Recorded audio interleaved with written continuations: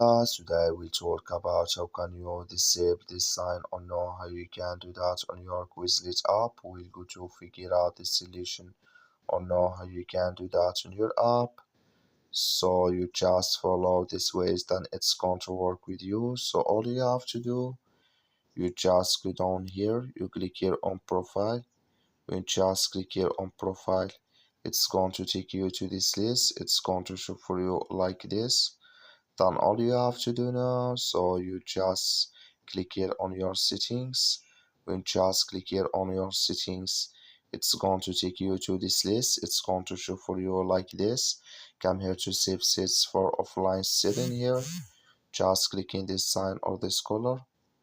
Like you see here, color it's gone. That's mean here save set for offline studying here, it's disabled with us now.